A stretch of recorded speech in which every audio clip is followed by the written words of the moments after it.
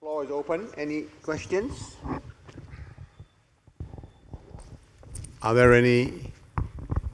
Question Yes. for Donna Brunero. You talked about telling Stephen Davis, University of Hong Kong, telling the students about the conceptualization of maritime space.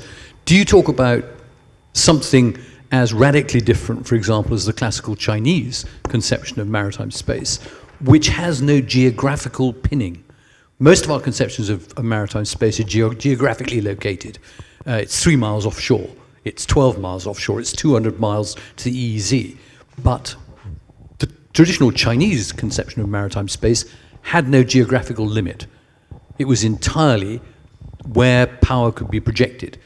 So Chinese national waters, if you like, at one stage, Hong Kong wasn't even in them because they were, in maritime terms, so weak, they couldn't police the Hong Kong area. So that became what was called the Haijiang, the sea frontier, which could be as wide as you like.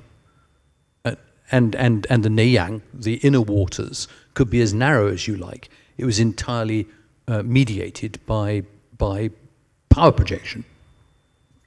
Well, thank you, Mr. Davis. Any other questions for any other panelists? I think you raised a very significant issue here about different conceptions of the sea space.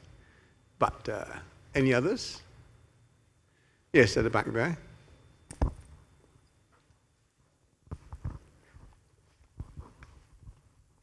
Hello, I'm Patricia. This is mainly a question for Donna, like regarding motivation, because sorry, can you hear it better? Sorry.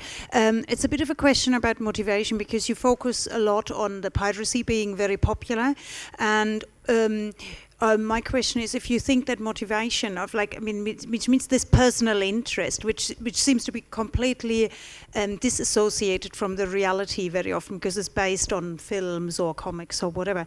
But do you think this intrinsic motivation, this interest, that fascination with the topic leads to more engagement with the historical content and therefore also better academic performance than not just numbers but also quality of performance, not more students signing up but also more students doing a good job because they're genuinely interested or fascinated even when the content then diverges from their original expectations of the content? Right, I think I have to close the floor there because we are moving on and turn it to Brunero. Right. Maybe I'll answer the second question first. Yes, I think the personal interest definitely is important. A lot of students, I've only taught the course twice because I only developed it last year. And students actually said they came to the module because they have a personal interest in piracy or because they like the popular culture aspect. But, the student feedback was often that what I managed to do and what they liked was that I stripped away a lot of their preconceived ideas and I forced them to reconsider. But at the same time, they still enjoyed the module and the quality of the work is actually very good. Actually remarkably good. This time around I had students writing on privateering and really giving very rigorous sort of accounts and assessments of whether privateering was in fact effective for any state to use it. And I thought most students wouldn't touch a question like this because it's too heavy. But in fact, a lot of them really wanted to grapple with these types of ideas of the effectiveness and the economics behind mechanisms like privateering. So yes, I think you're right that the initial interest does attract students, but there has to be more than that. Otherwise, you can't sustain student numbers. I think a module on piracy could still be taught poorly, and you would just lose students very quickly. I think it's the fact that they're challenged by going back to material in the 1700s and then beginning to realize that what they're seeing with Pirates of the Caribbean hasn't sprung out of nothing. In fact, there is a long historical sort of, and I go from the early modern period onwards to give them something to work with.